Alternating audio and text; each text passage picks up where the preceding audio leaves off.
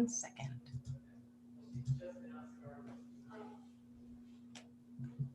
Today we have a very special show. Hey everybody, and welcome to Chef AJ Live. I'm your host, Chef AJ, and this is where I introduce you to amazing people like you who are doing great things in the world that I think you should know about. Today's guest has been on the show before, and right away we booked her for today because it is her 80th birthday.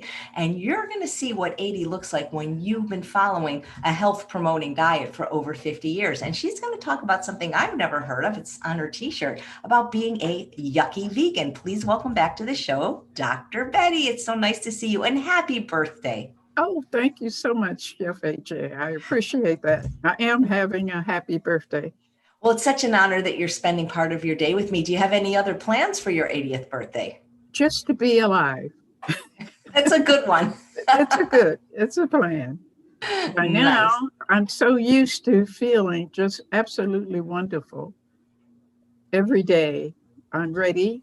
In fact, day before yesterday, I ran with two of my coachees. I've been coaching long distance runners for about 30 years.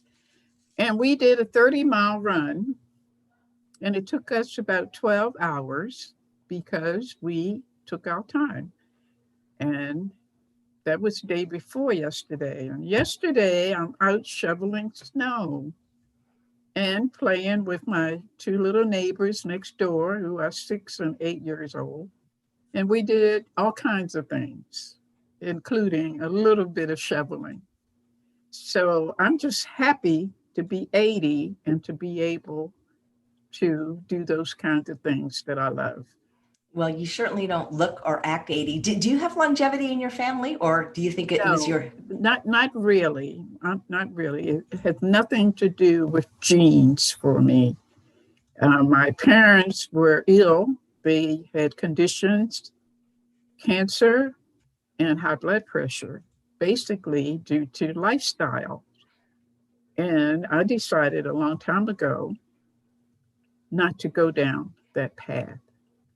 So I've been working at being a person who will age agelessly. And I've been able to figure it out over 50 years, as you said. And I've been aging agelessly for 50 years, step by step by step. I started off, I'm 29 years old, overweight, 200 plus pounds, smoking, junk food. Before McDonald's was invented in 1969, but we figured out how to do the junk food anyway. And I just got myself into trouble, and I knew where I was heading, but there wasn't anything available to help me to know what to do to change the course.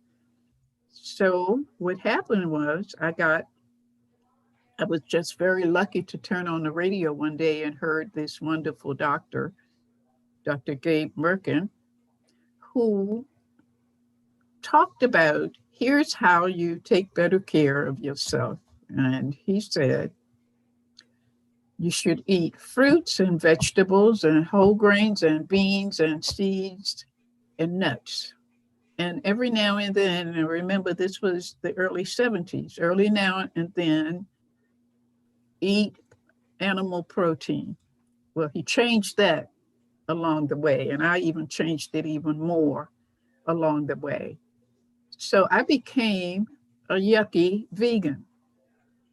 Okay, a yucky vegan. I'll be glad to explain that because this is a title that I developed based on what was happening kind of in my life. My grandchildren and a friend's husband both came up with yuck first and then yucky vegan.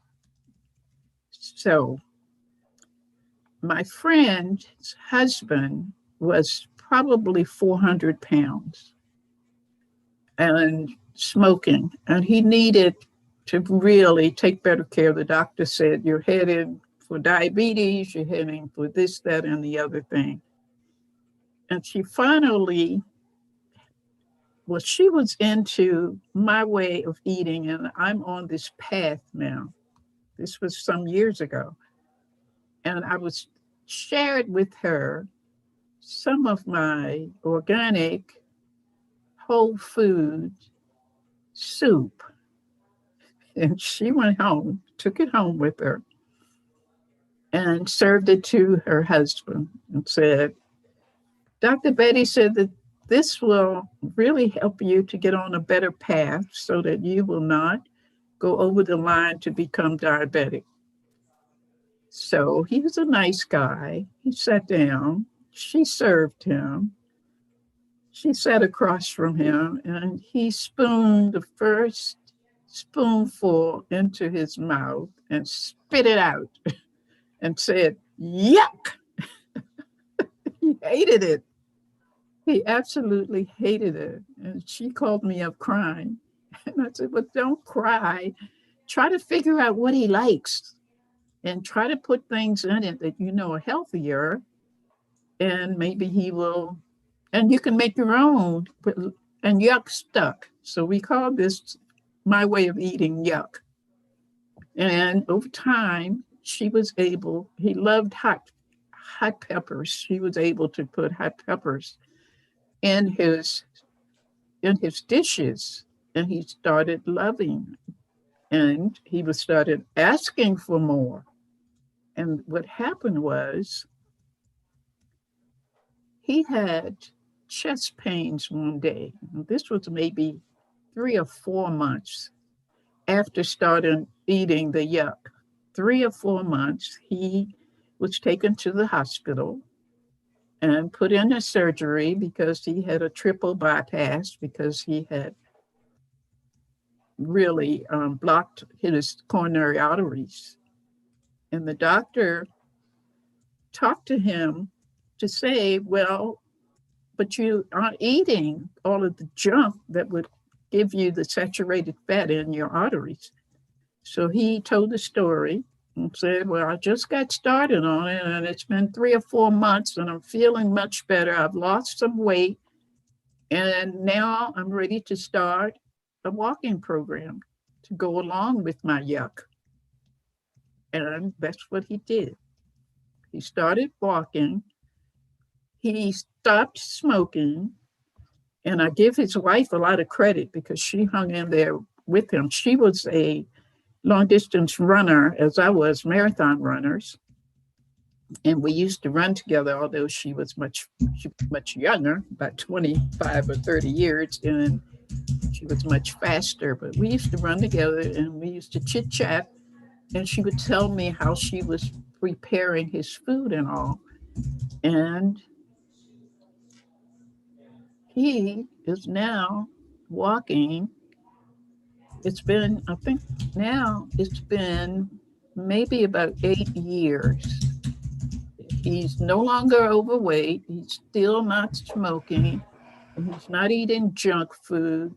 And he's out walking. He's retired now. And he's out walking 3 times per day, 2 hours per time. So 6 hours a day he's walking.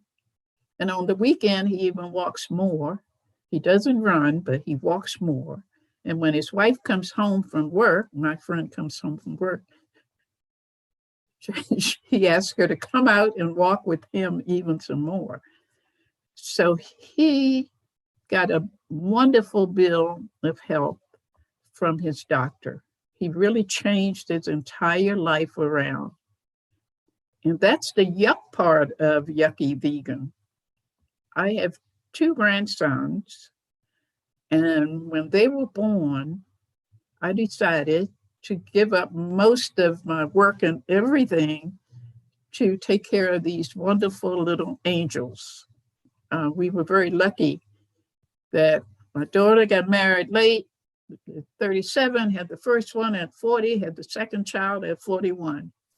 So I was just happy to have these 2 little angels, and I would have them every day. And of course, I'm on this path now of ageless aging. And I was able to, of course, cook for them. When they were very young, they had breakfast with me, lunch with me, and dinner with me because both parents were working. And this is what they knew here. They knew that they would not be able to ask for anything to drink other than water. So that's all they got here, distilled water. The American Academy of Pediatrics a long time ago came out with a position paper on stop giving infants juices, even orange juice or apple juice, especially apple juice. It's all sugar. It's all sugar. So give them the orange, give them the apple. So that's what I was doing anyway. So these two kids fell in love with vegetables. For the youngest one, Dakota, at one point, he was in kindergarten or preschool, and they had to draw their favorite food. And of course, he drew something that didn't look like broccoli, but the teacher wrote on it, his favorite fruit is broccoli. And Hunter, the oldest kid, they were always into vegetables, and they were always into my yuck.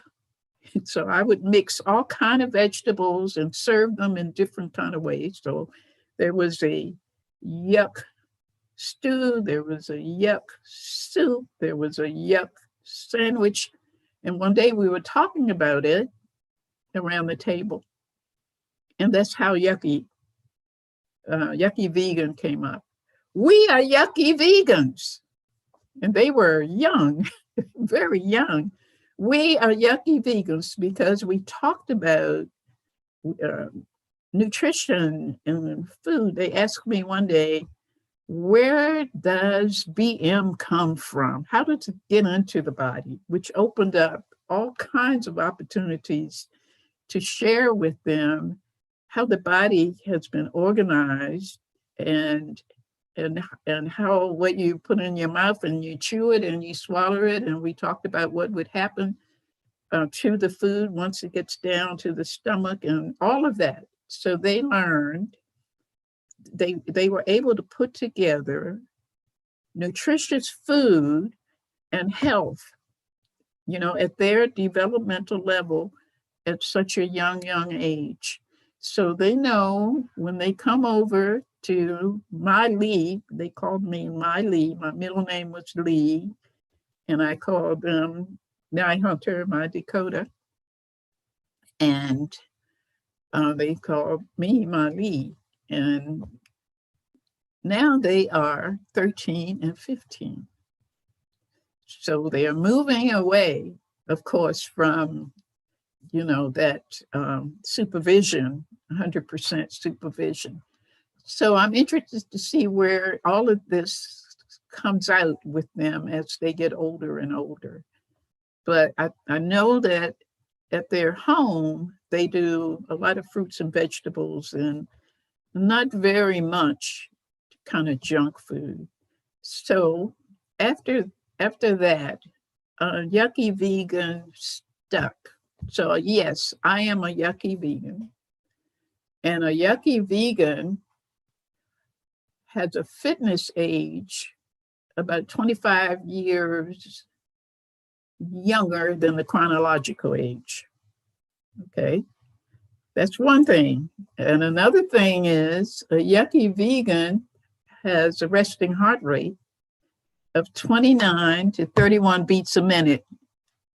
Looking at the heart rate before you get out of bed, 29 to 31 beats a minute.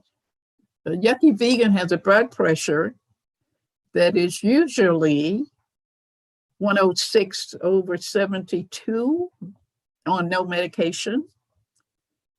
My walking around heart rate, I do 2 hours, yucky vegans do 2 hours worth of strengthening, flexibility, balance, and relaxation every morning. And after that 2-hour session, my heart rate is 41 to 43 beats a minute.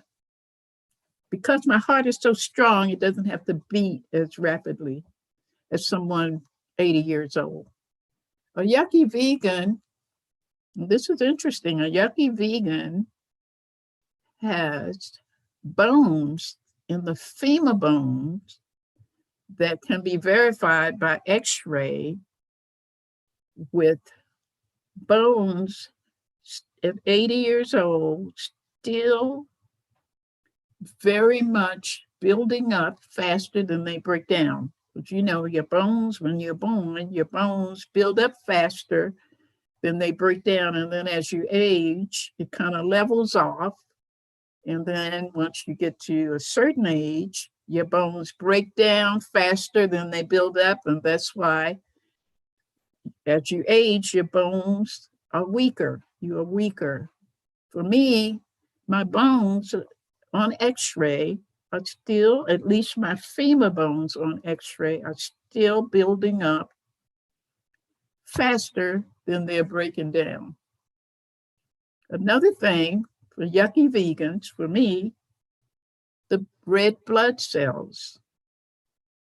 I did a 6-day race and I ran night and day for 6 days. This was last year.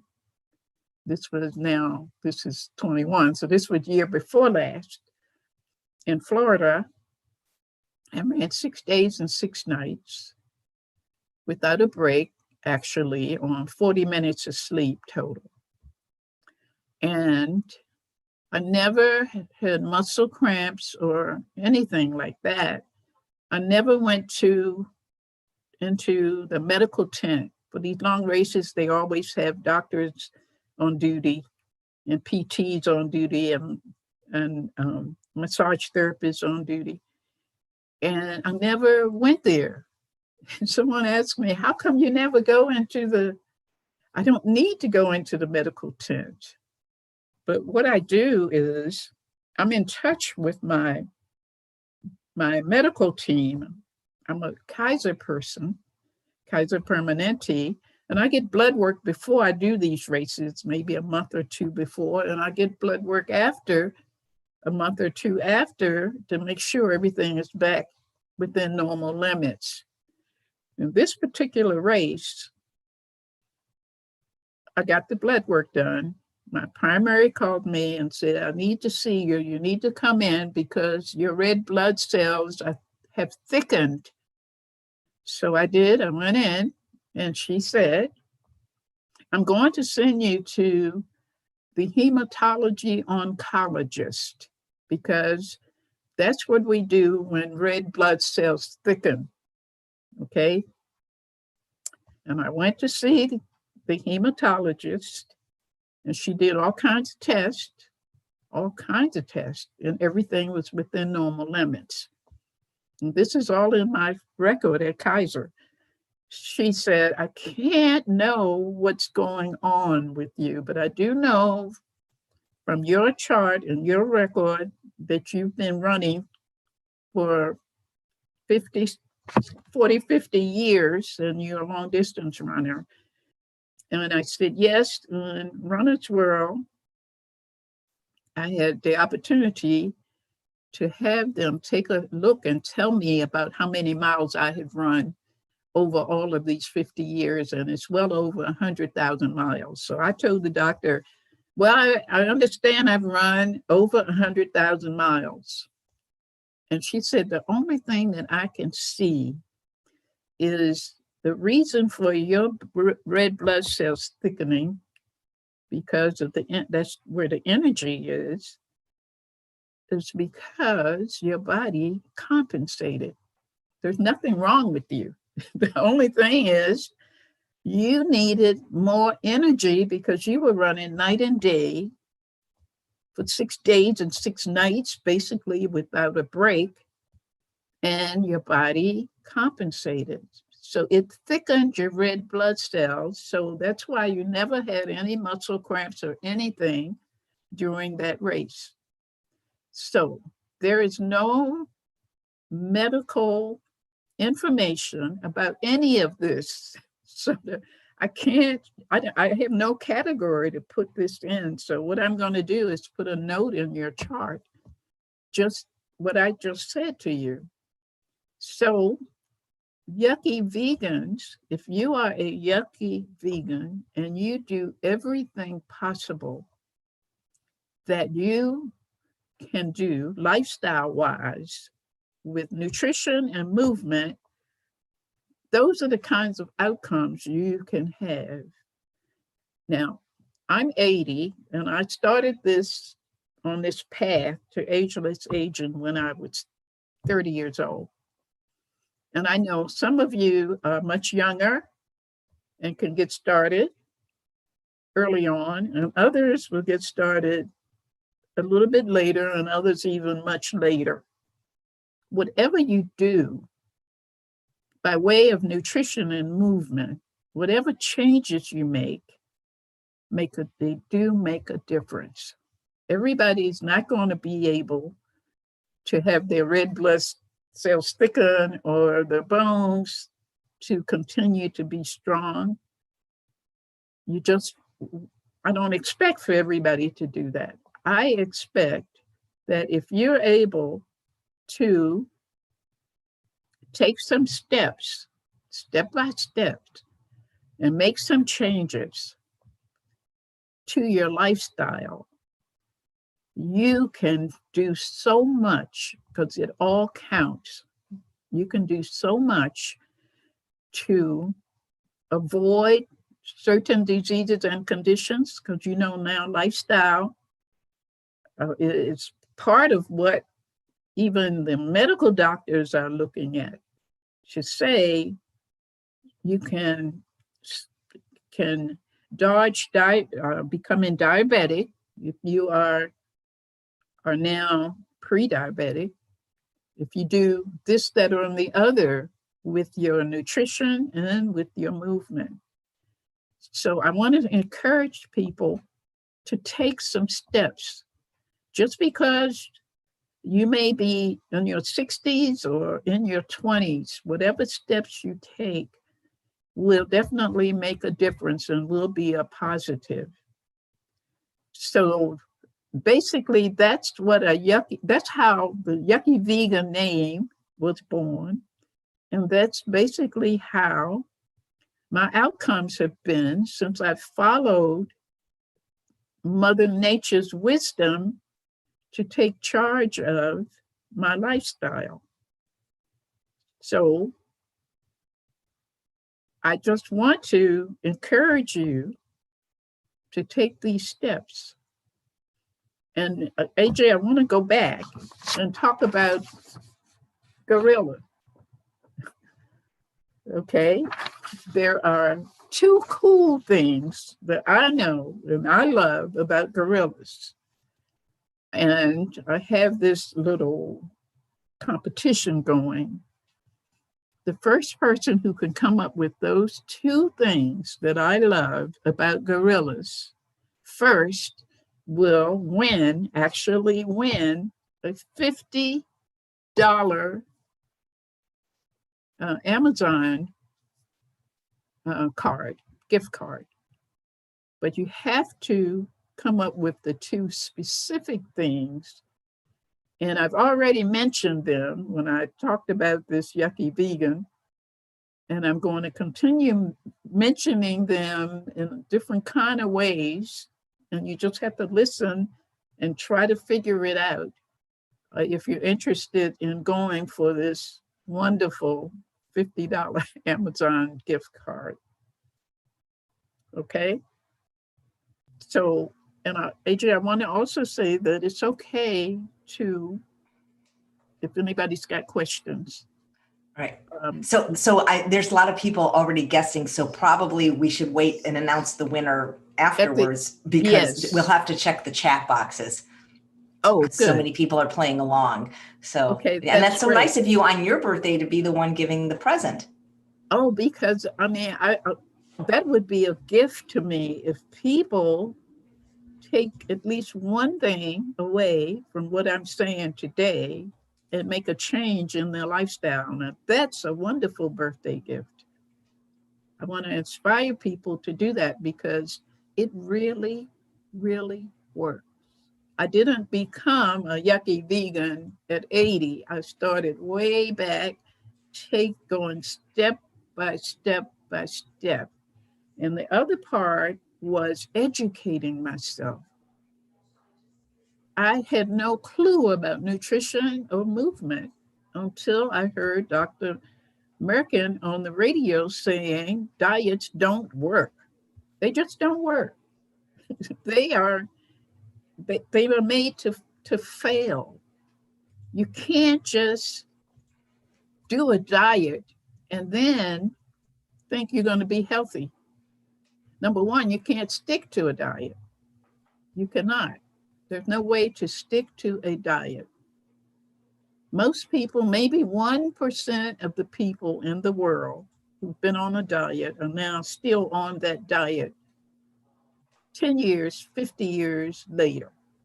Most people go back to their regular way of eating once the diet time is over. And for me, being a yucky vegan is a lifestyle change process. I'm constantly changing because new information becomes available. Science is continuously doing research on nutrition and movement. Recently, Dr. Merkin came out with a paper on how to cook food so that you do not produce cancer-causing kind of situation in the food that you're cooking.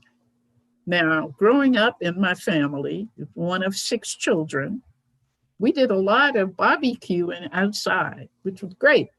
You get the coals, you put the coals there. My father or my mother would always light the fire, the coals, and then mother would come up with hot dogs or half smokes or chicken or whatever on the grill. And the best thing in the world back then was if you have the hot dog or the half smoke on the grill, right above the fire, and the fat from that hot dog or whatever drips down into the fire and then smoke just comes up.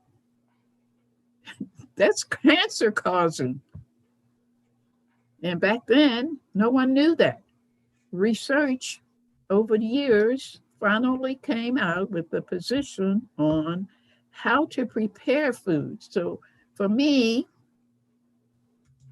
even before, I was preparing my food, my yuck, in water because it was always soup based, and then I could do stews or I could do patties, but it was always based on cooking the vegetables in water. So I never did fry vegetables. I never did broil or bake vegetables. It was usually, do you fry a carrot? I don't know, but I never did.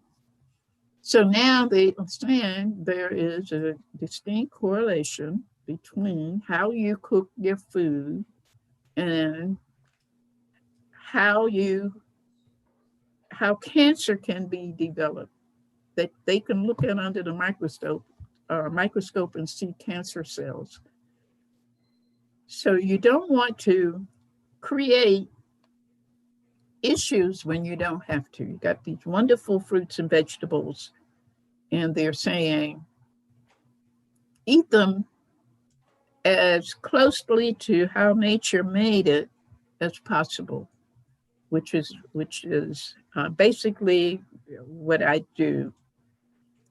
I came up with, and I think you got a copy of this, Yucky Vegan, this little magazine,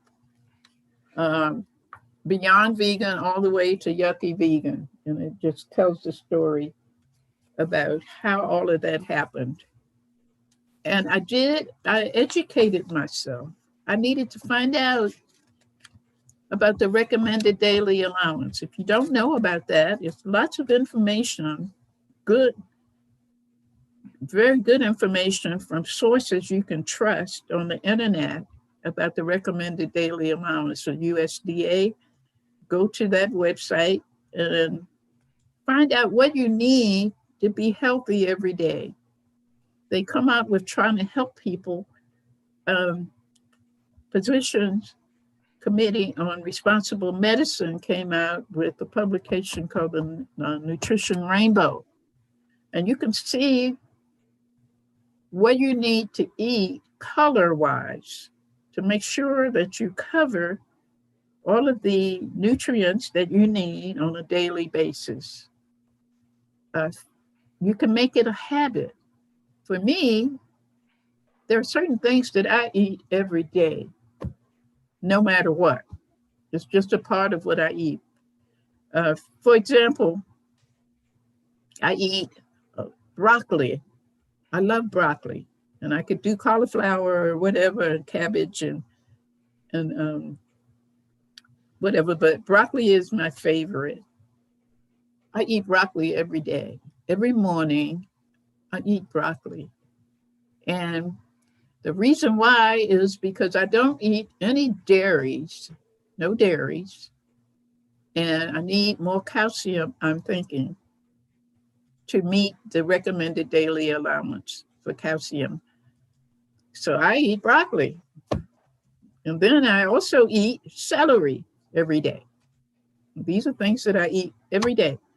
Celery, I eat celery every day because I found out through the research at the University of Chicago research that celery has properties that act like substances in medication, prescription medication, that will help relax your arteries.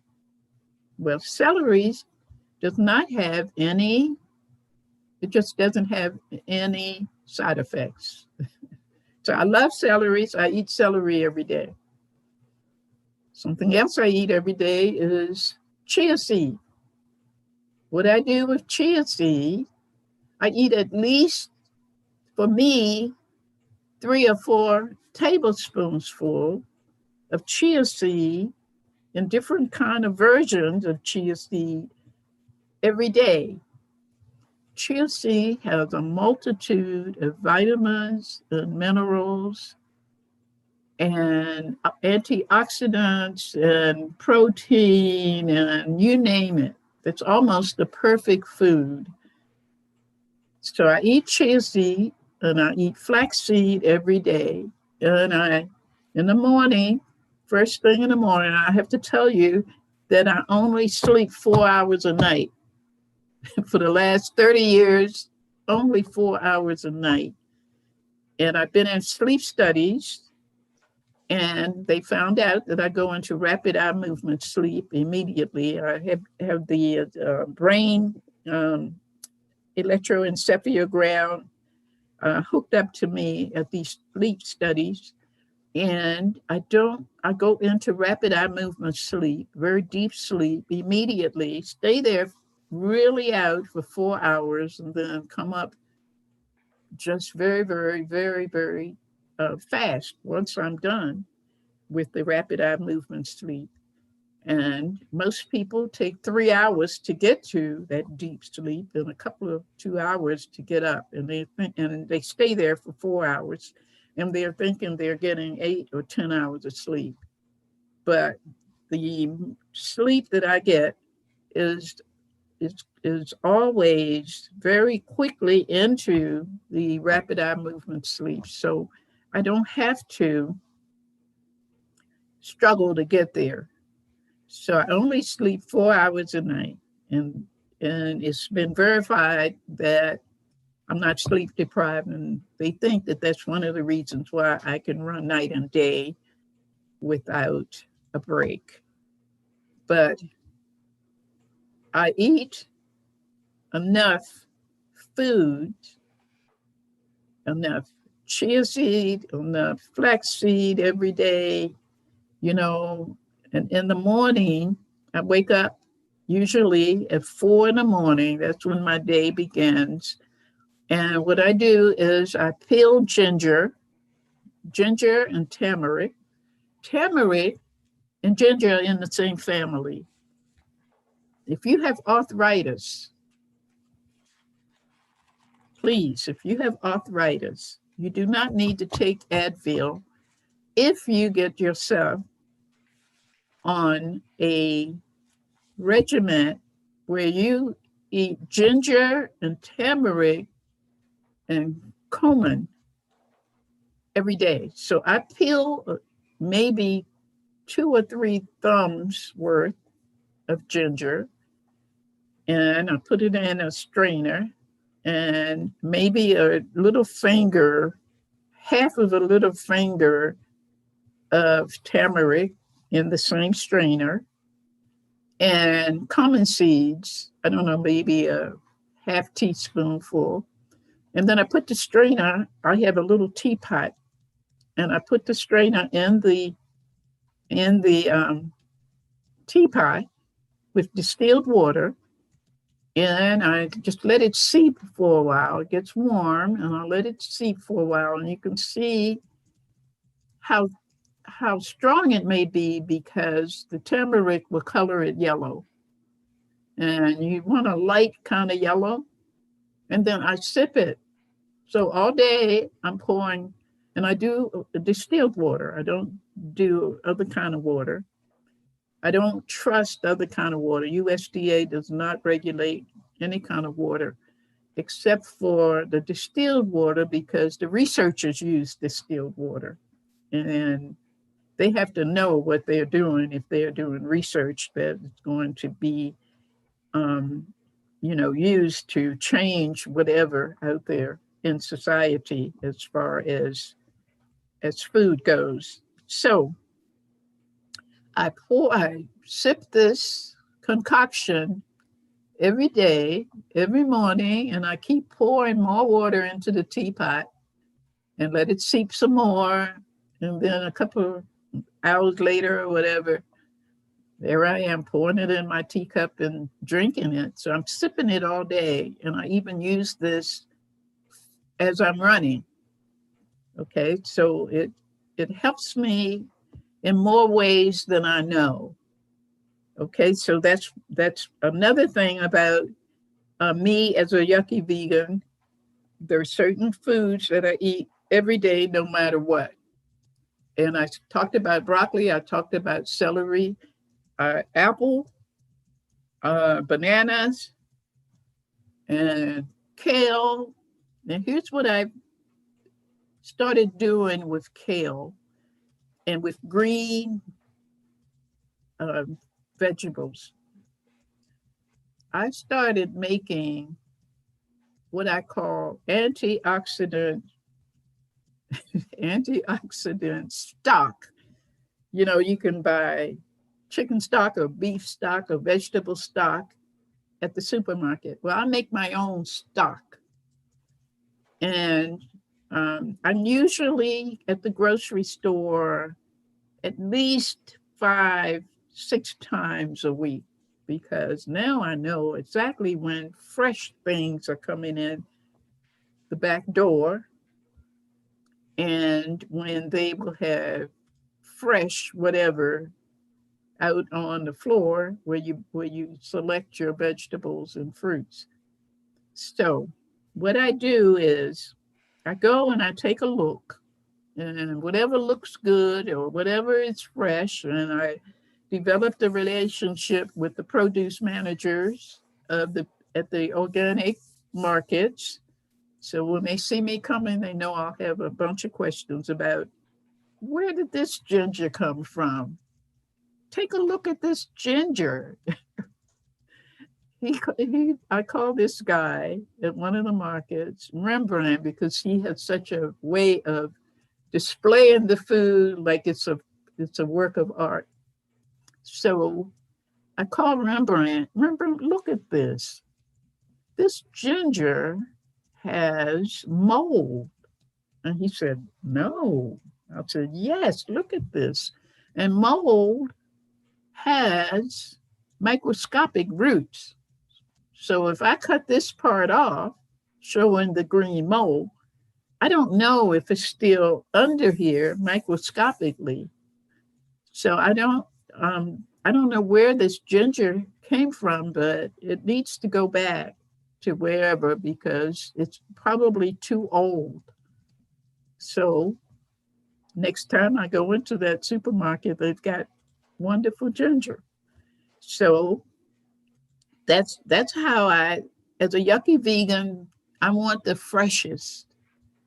It's got to be all organic. It's got to be all certified organic. There's a difference between certified organic and organic. And certified organic has a probably a better chance of being organic than plain old organic because they have to go through USDA to become certified and they're supposed to be monitored. And you can take that for what it's worth because it's all human beings doing the monitoring and all. So take that for what it's worth, but don't just go and close your eyes and grab something that says certified ginger or whatever without taking a look at it. So it's got to be fresh. Can't have any brown kind of things. And you don't want any kind of spray on the food to keep it from browning. And I talked to the produce managers about, and now they come out and they spray the vegetables.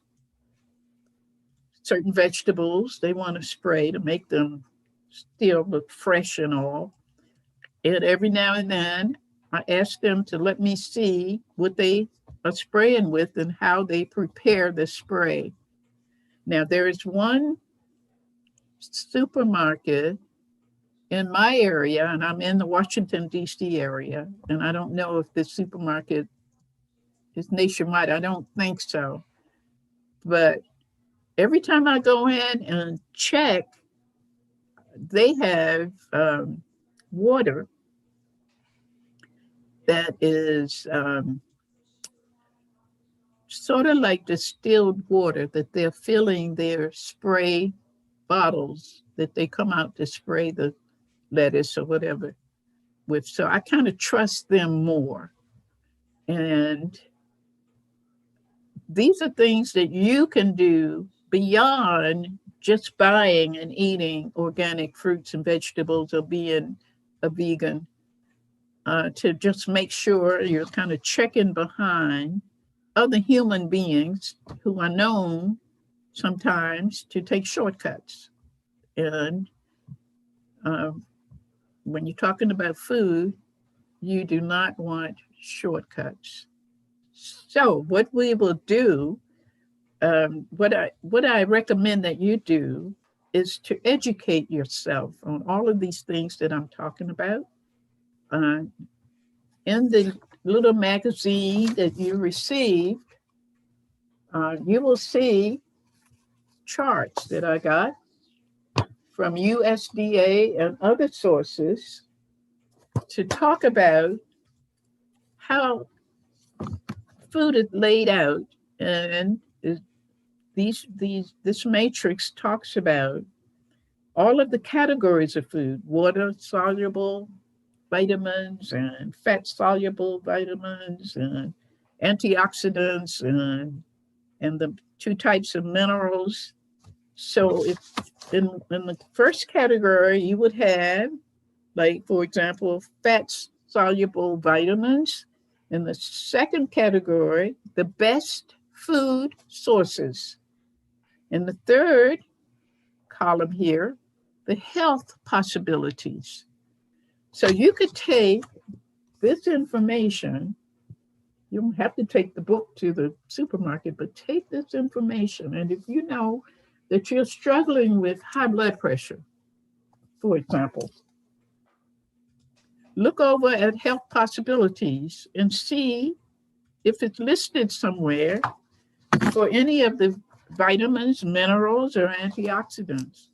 Well, actually, if you're looking at the antioxidants, you need to eat antioxidants every day because they fight free radicals. There's something called free radicals that exist in your body, and these antioxidants fight free radicals. If you get a cut or something, free radicals develop, and you want to be able to have your immune system kill the free radicals so that you can stay healthy.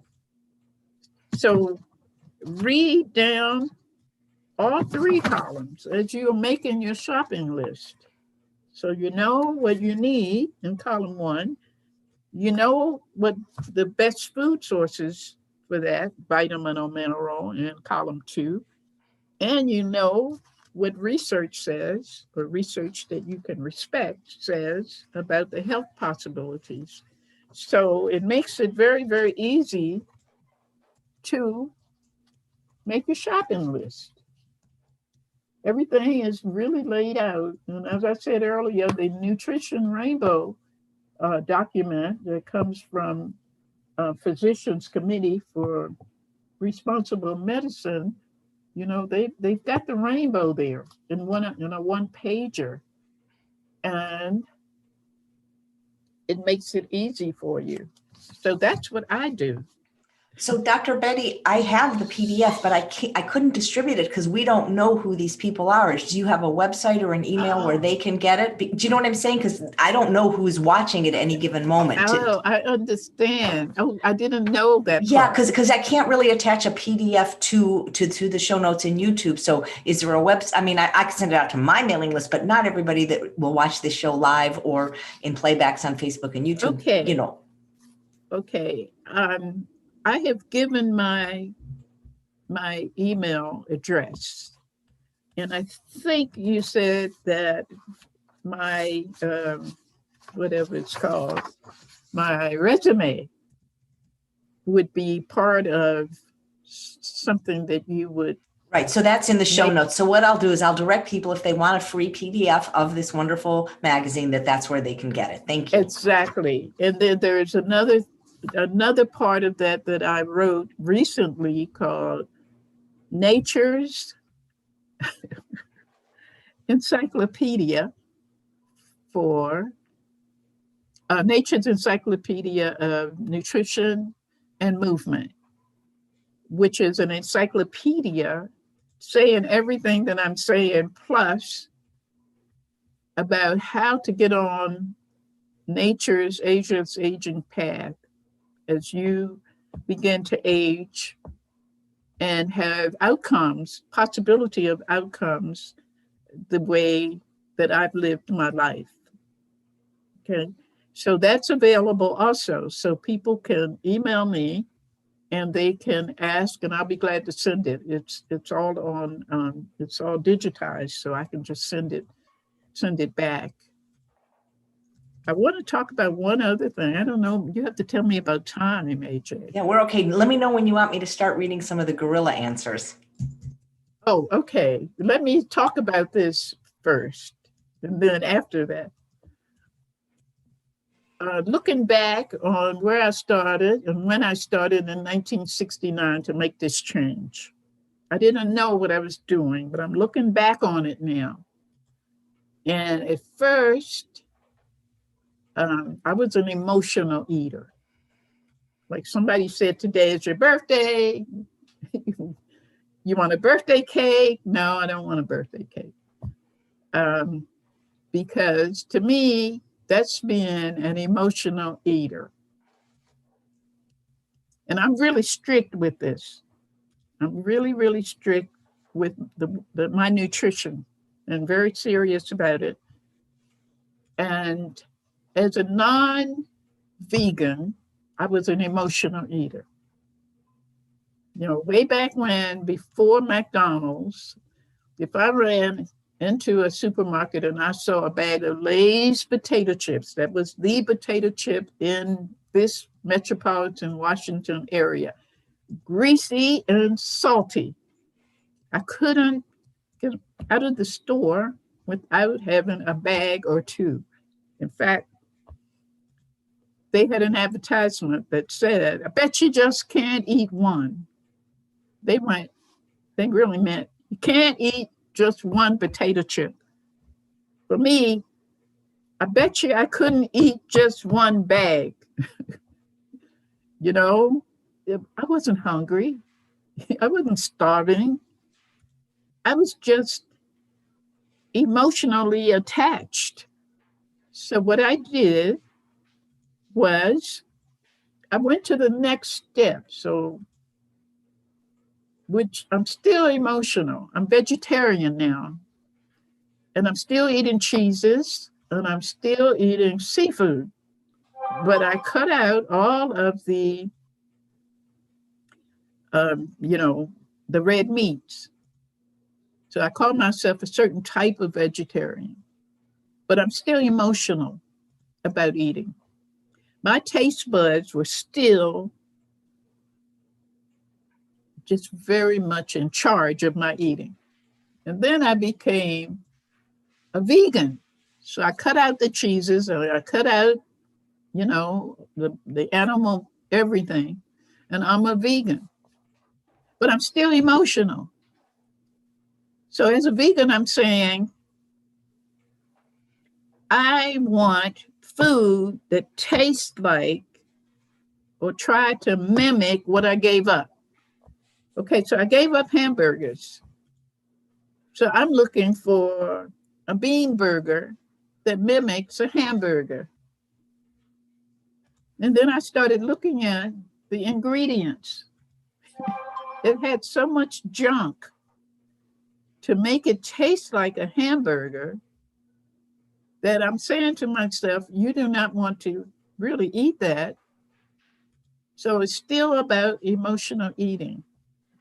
And then I became a yucky vegan. I didn't want anything that mimicked things that I had given up. I didn't want anything that wasn't organic because I wanted broccoli and the supermarket had run out of organic broccoli. So I would just buy plain old broccoli. I didn't do that. So now that's where I am. I'm strictly certified organic. I'm strictly whole foods. I'm strictly preparing all of my food in water. Unless I'm in a park running and it's 80 degrees and 90% humidity, and there's a water fountain there, and my bottle is empty, I'm going to fill up that bottle with that terrible, terrible water in the park. So a yucky vegan is a person who's very strict. You follow exactly what it is, but if you will get yourself into trouble, you're not as so strict that you wouldn't drink the water from a fountain if that's what you had. Okay? So take one or two things that I've said and make it your own.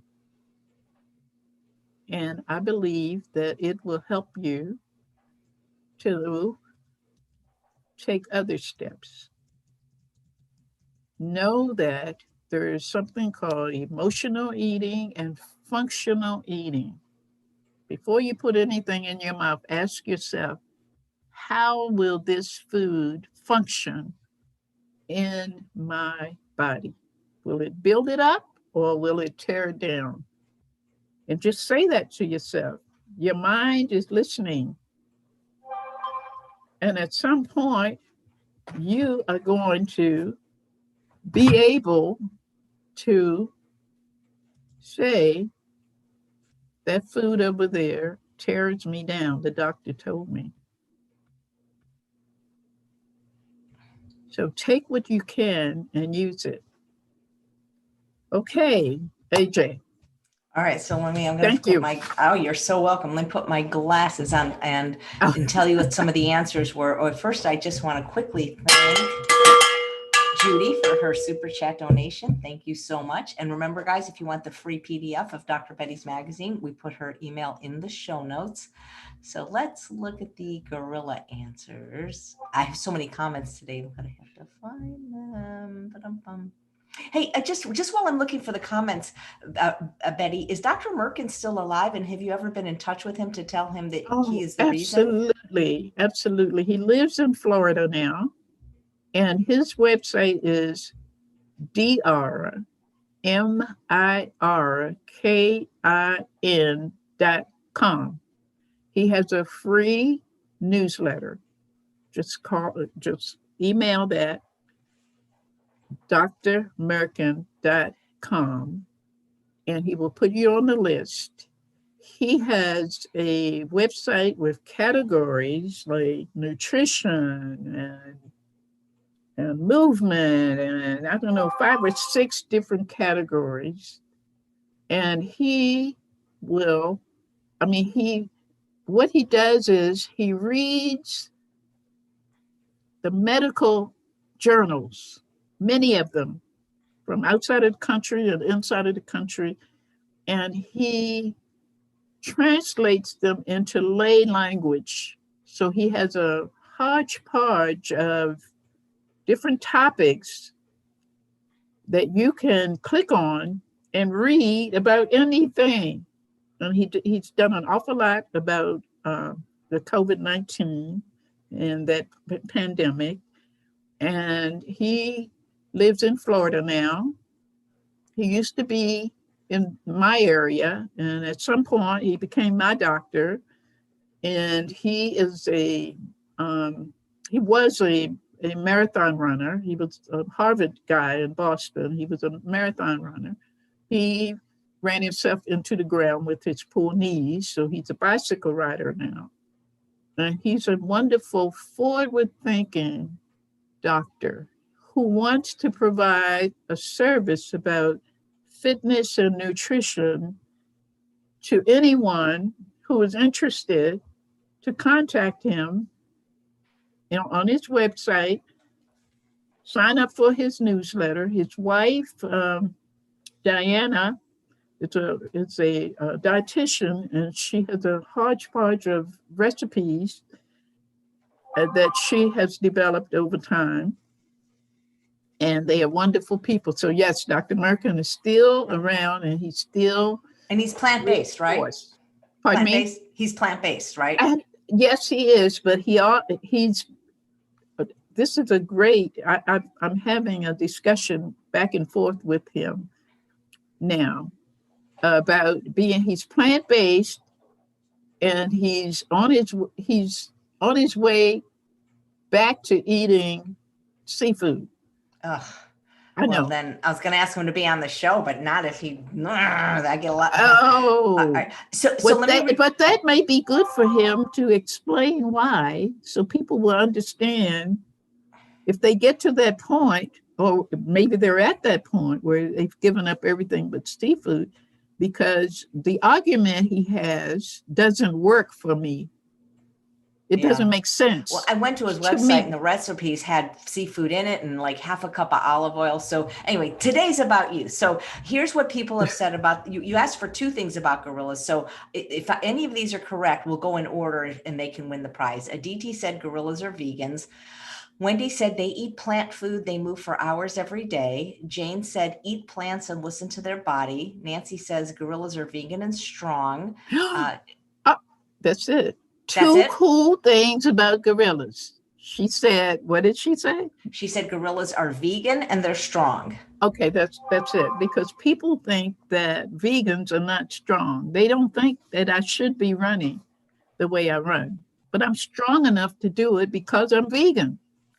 Wow. Nancy, SCAER, are you still here? Because you got to contact us for your prize. Congratulations. Thanks, everybody, for playing along. Very good. Very nice.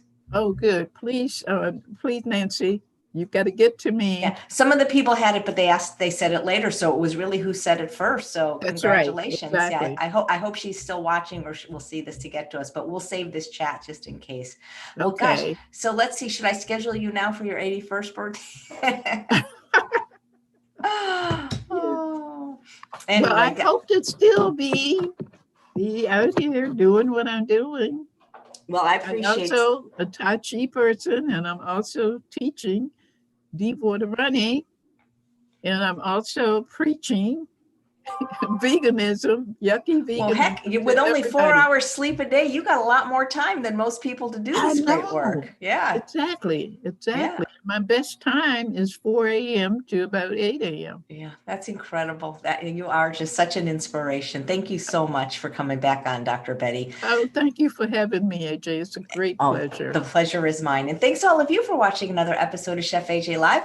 Please come back tomorrow when we have a double header. I'm not going to be broadcasting at the usual time at 11 because I'm going to be on Rancho La Puerta's show. And you can, if you're on my email list, you'll know when that is and how to watch that, my Super Bowl cooking demo. But we have at 1 p.m. the first Tuesday of every month, Tuesdays with Thomas. He's going to be doing recipes that were submitted by the viewers with cherry balsamic.